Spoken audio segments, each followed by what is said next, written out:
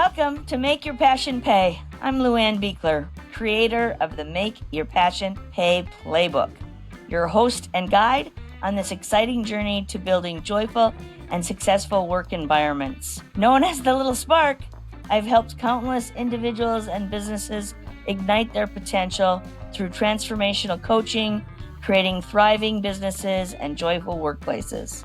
I have experienced the challenges of leaving toxic workplaces and building something better. I bring firsthand wisdom to help you align your work with your values. With insights drawn from working alongside world-renowned leaders and a deep passion for community and connection, I'm here to show you how to lead with joy and purpose. Let's dive into today's episode and start making your passion pay. Hi, everybody. It's Luann B., the Little Spark, with the Make Your Passion Pay podcast. As we do always, we talk here at the podcast about the 6 C's to make your passions pay. Those would be clarity, connection, community, collaboration, creativity, and commitment. And I'm super excited to have with me today my friend and client, Kelly. Yes, it's real. She has 2 first names, Kelly. I'm not messing up today, although then you'd know I'm human. Anyway, Kelly is a downsizing aging-in-place consultant serving the St. Croix Valley. That is in Minnesota, Wisconsin. For those of you who might be elsewhere in the world, she helps individuals, couples, families, and out-of-town adult children. That's those of you out in the rest of the world who still have family back here in Minnesota and Wisconsin. Navigate home transitions with intention through expert consultation and access to her network of trusted local professionals.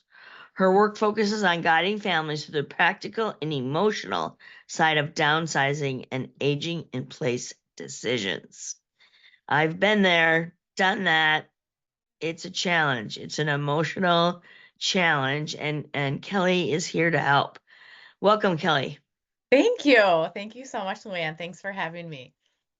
Super excited to have a conversation about this very important topic, right? Yes. And there are plenty of families who are in different parts of the country and may have aging parents back here in Minnesota and Wisconsin. And how do we handle that? And how do we help them make the decisions to either age in place in their current home or better yet, start planning for the next phase, correct?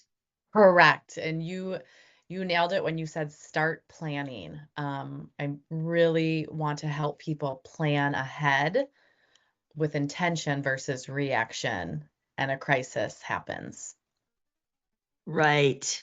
And then it becomes super painful when you're Correct. in a panic, when a family member just absolutely can no longer stay safely in the place that they've lived for years and Absolutely. need to find a new spot. So we have a common friend, Susan, who is in this Yeah. process right now with her mother. And we just had the conversation yesterday, she and I, that you want to make these decisions while your parents are of sound mind and body. Yes. Absolutely. I've seen both sides of the spectrum. Helping a client make decisions while they are able to, and really help them transition into their new space as an independent couple. And then I've also seen an unfortunate situation where somebody is no longer to make those decisions and the family is trying to figure this all out. So there is a huge spectrum. And there's so many logistics involved. And with Well, oh, sorry, go ahead. that's where your trusted local professionals come into the picture, right? Like you don't do all the things that have to be done. You're consulting with the family on what are all those things that need to be considered and be done. Yep. And again, that's why starting early and call it Mm-hmm. early. I love that actually. Kelly and I have worked together. Of Mm-hmm. course, she's been through my process, but that just hit me differently as I said that. Start early. Start before Yep. you think it's necessary, and have the conversations of what are the items that are absolutes to go into the next phase, and Mm-hmm. what are things we can bless and pass on to someone else. Yes. Yes. It exactly. And sometimes that happens before or when somebody is in motion, or after they've moved. I recently got a call and I'm working with a client they have already downsized. They are now need support in going through the items that somehow made it through all the cuts getting to their new home, and they need support in now understanding, number one, why those items are still with them and what to do with them. So it's very, very interesting. Everyone's story is so different and unique and personal to them.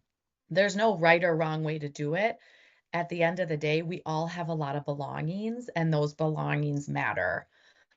Um, so again, I'm learning with this business and want to help as many people as possible.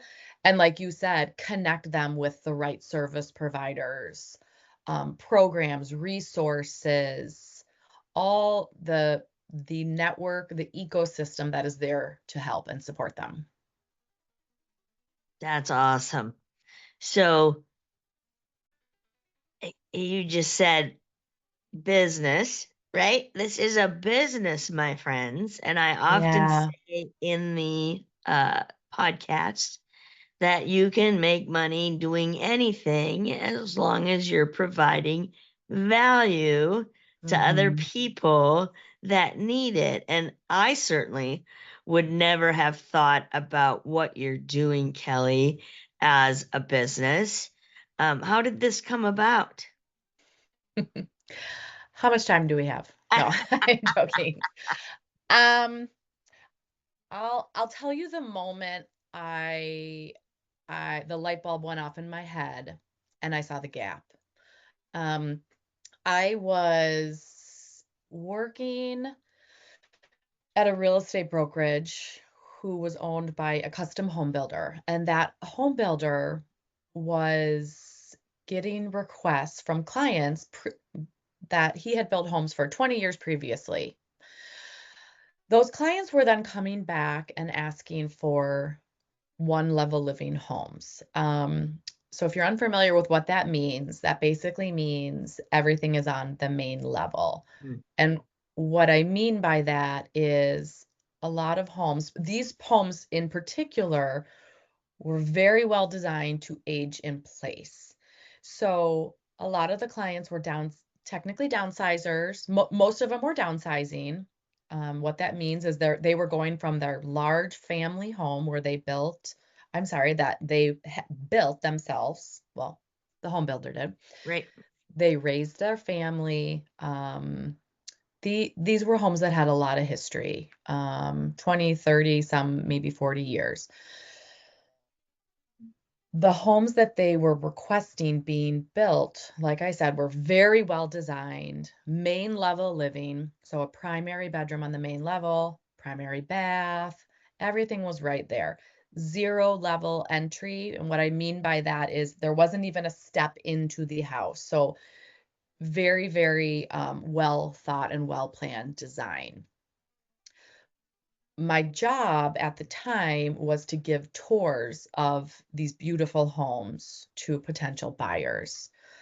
The builder had started his own or created his own community with all these beautiful homes.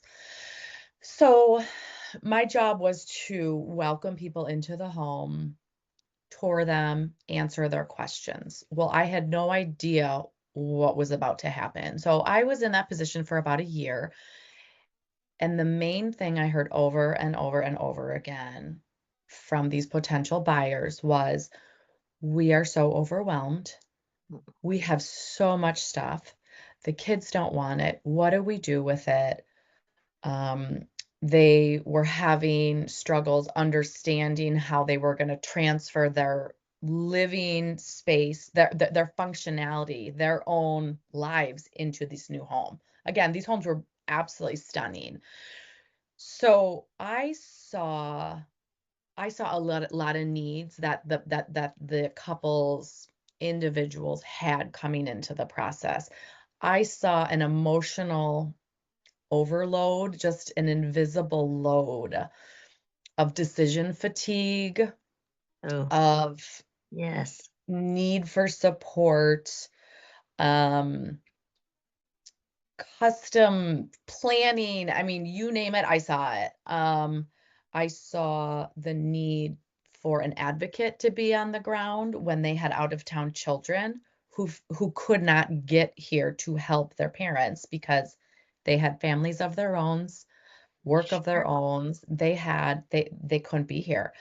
So with all that being said, I I really saw an opportunity to help people is really what it came down to. Um, And that 99%, I'm gonna go, right, of business owners are going, I just want to help people. mhm, And with mhm, the skills, the experience, the talents that I've created in my life, I know how to help them. And then yeah, we create a business out of that, right? mhm, yeah, and Yeah. it feels so right. Mhm, Clarity. Clarity is power, right? You had to get to that clarity that I have something here that is mhm. valuable service to provide to others. Absolutely. And understanding that some people may not see it, and that's okay. I'll spare all the no's and rejection. And that's fine. That's completely fine. As an entrepreneur, there's something inside me that just keeps pushing through um All right, in well, order to that's help people. right. So let's talk about that for a second. Okay. There's pushing through in a passionate, loving way, which I believe is what you do, and there's pushing through in a painful way. And I don't want any entrepreneurs to be sitting in that space of a painful way. So Okay. if you're out there and you feel that's happening, boy, jump on luannb.com and get on a call with me and Yeah. let's talk about that. Most of the time, what I find, and I think this was a little bit true with you when we started working together, was that you were kind of like, "Am I crazy? Can this work?" Fair enough, right? I'm pretty sure I said that to you a few times. Right? And so Uh-huh. when we're dealing with our own monkey mind and questioning ourselves, right, it's really helpful to have an outside person, a sounding board, right? And that's really what a coach is. I love the name of your business, Thank you. KindNest. Mhm. One word, KindNest. And it took me a while to catch it. But literally, she's talking right about kindness to others and Mhm. turn it into a nest, which is where we live, right? Mhm. And creating that safe space of where we live, that Mhm. nesting, that home, right? Mhm. Oftentimes, when uh, young parents are having children for the first time, they talk about nesting and preparing their home to expand into a family.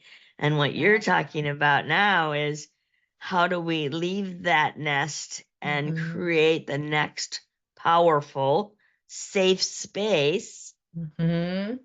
to live out the rest of our years with Exactly. intention. Tell us Mhm. what you mean by that. with intention? So, with intention, to me means planning. I mean, I always come back to that word planning. Um, Making thoughtful decisions, um, in your own time and understanding what's important and maybe perhaps what you can let go of, whether that's a personal belonging or whether that's a space or a home. Again, everyone's situation is so unique to themselves. And families, no two families are the same. Yeah. So, yeah, I think that intention, that that is ideal in a situation. A lot of times that doesn't happen, and that's okay. I'm still able to help people in regards to what needs to happen, if there's urgency involved in a transition, or if there's an aging in place situation. So I am now able and certified to help in that situation as well. I love that, right? There's another one. Who knew, right? We would need aging in place specialists, I and know. there's actually a certification in that. Yep. Kelly is my second client that has certified in that aging in place specialist qualification, which is Mhm. powerful. It's about safe space. Again, I Mhm. mentioned that before. And when I mean that, it's safe that I feel comfortable. It's literally safe that there's grab bars and accessibility Mhm. specific to my needs as I age in place.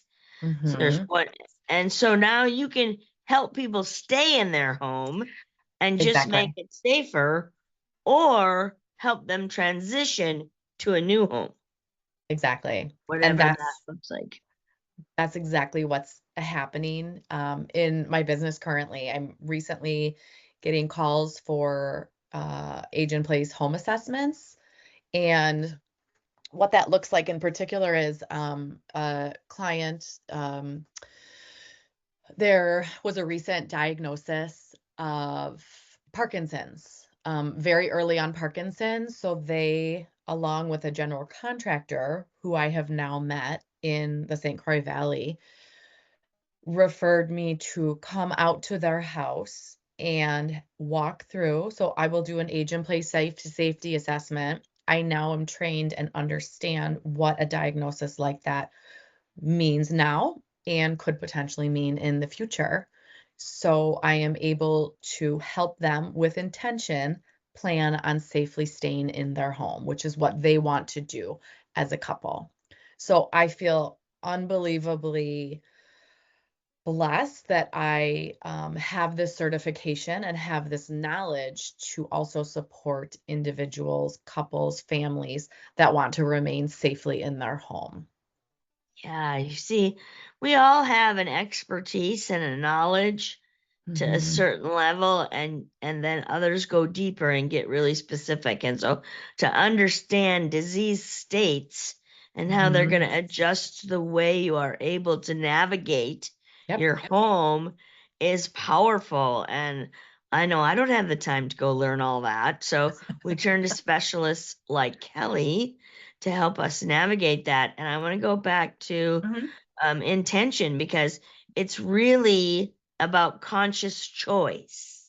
Absolutely. You know, we spend so much of our life going through it on autopilot, Mhm. especially if we've lived in a home for a really long time, right? It's just natural to navigate it, but then something hits and it Mhm. becomes challenging.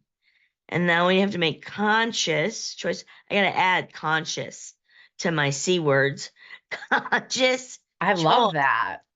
to the process, consciously choosing what I'm going to keep, what I'm going to let go of, whether I stay in my home or not, consciously choosing to plan to leave my lifetime home, My auntie did that. My auntie said, as soon as she lost her husband, she said, I am going to make the conscious choice to move into a facility where I have independent living that moves into assisted living Yes. as I age and need it, so that I have control of making the choice of where I live out my years. And I bring that up because I think it's important conversation that we can all have with the seniors in our.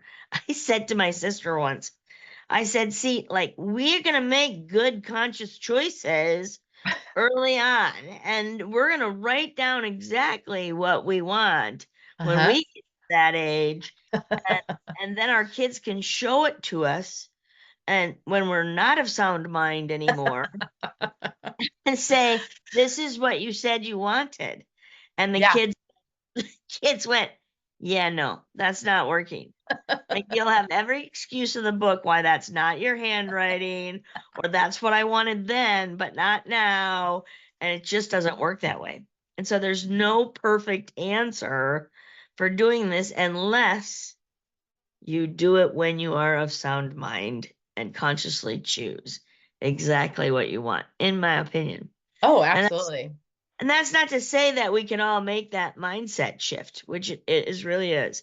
I mean, I sit at 65 in a home full of stuff my kids don't want, and they want nothing to do with it, and have yet to take that step personally. But I'm sitting here encouraging the rest of you to do that. And that's okay. That's okay. And more importantly, to have the conversation with the seniors that you love. Yeah, Yeah. right. You're right. I'm a friend that says love is just damn good business. Mm. And your business is based in love, Kelly, in that you just want to help people Hmm. from the love in your heart to take care of their loved ones. Yeah. Thank you. And it's such a beautiful thing, Thank right? you. Well, thank you so much. And so we tell people, right, that we want our customers, our clients to love us. That means we need to love back, right? Yep. And if you have a team of employees, you need to love all over them because oftentimes they're the front lines to your clients. Oh, Now, yeah.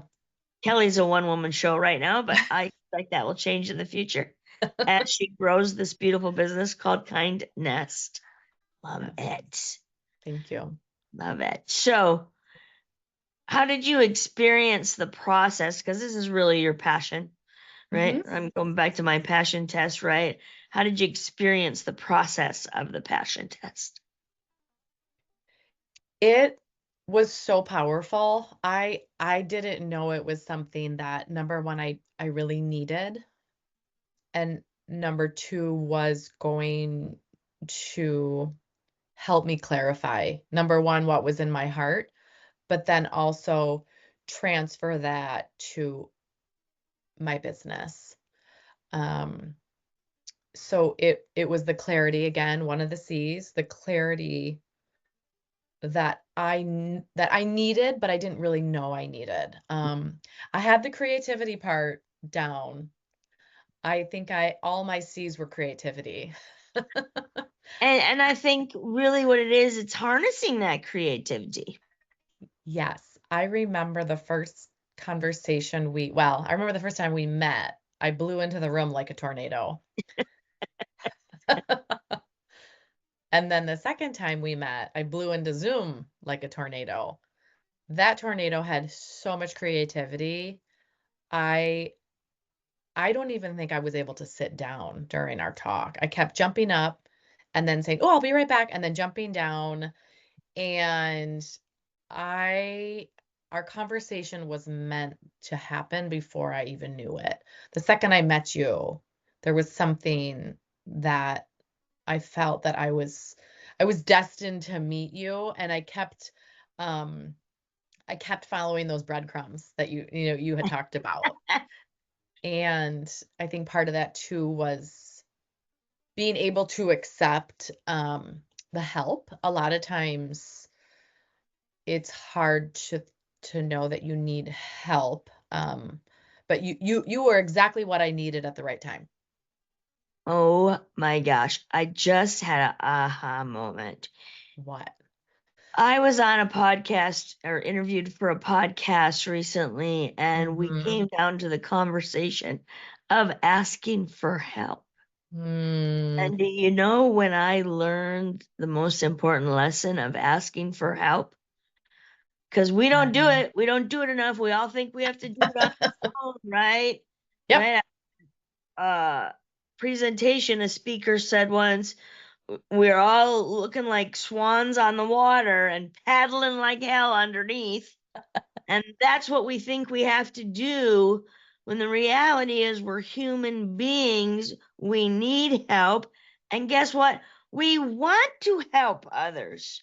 Right. When I hit this really hard for me Uh, is when my mom was in her 90s. mm, My mom was in her 90s. We were doing everything we could to keep her in the family home, which was in mhm. a lovely little neighborhood. We all knew the neighbors. She lived in that home for 60 years. Wow. And Awesome. so she then was unable to drive herself. Mhm. And as her child, of course, I did everything I could to get her where she wanted to go and those things. But as you said, I have a family, I have my own business, etc. And the neighbors would say, just tell us. We'll take you to church. We'll take you Yeah. to the grocery store. We'll do this. We'll do that. And my mom would say, oh, I don't want to bother anyone. And I'm like, no, you see, it's a gift, Mom, because they're now retired without families and they want to help people. And so it's a gift to them to allow them to help you and take you to Yeah. church. And it's a socialization. And it's when it really hit home for me that asking for help is a gift to the other person who has the skill, talent, time to give Mhm. you help because we feel like we're contributing as human beings when we're helping others. Almost comes out like a vicious cycle, and yet it's exactly the way the world's supposed to work. Right. Oh, absolutely. And I think too, well, thank you for sharing that story. And I think too, asking for help and accepting help are almost a little different too. You can ask for help and people then are willing, but you then have to accept that help too Right. with intention. It goes back to that intention. I remember somebody said something to me, and it was along these same lines. I had an injury. I broke my foot, and I had three little kids, and I was non-weight bearing for 6 weeks. My mom, it was insane. I had to go up the stairs like a little baby backwards, like a little toddler, because it was insane. And my husband was working, and so I was fortunate enough. My mom flew up from Chicago to help me, and she left, and I was having my pity party in the backyard, and I was sad that she left, and I was oh, how am I going to do this? And a neighbor walked by, and she walked up on our lawn and said, oh my gosh, what happened?" And she said something that stuck with me. And she said, "Kelly, you have deposited so much into this community." And she said, "It's your time to withdraw now. You can take a withdraw from that." And it just kind of stunned me because I thought, wow. I mean, that to me was interesting. Like, you deposit, you deposit, you deposit. Now it's time for you to take. You've earned it. Not that you've earned it, but you've everyone else is depositing. You now need the help. It's okay. And it was Yeah. really powerful. And I remember that moment because she was so graceful and just so wise. And she said that. And I thought, whoa, that's pretty powerful. So, I love that. You reminded me of that. I've had someone say that to me before as oh, well. And so for our listeners, I want you to really own that, right? We Mm-hmm. are making emotional deposits into the relationships of those we care for, right? Mm-hmm. And there is a time and a space when you need to allow that withdrawal and accept it, like Kelly said, right? And we're we're terrible receivers in this world. We're terrible receivers. We are. Even though we ask and we ask and we ask the things that we want Yeah. or we need, and yet energetically we're pushing them away because I can do this by myself. No, no. One of my mentors, eWomen Network, Sandra Yancey, says it all the time. No one, but no one does this alone. No Right. one does this alone. They don't do life alone. They don't do family alone. They don't do business alone. So ask for help.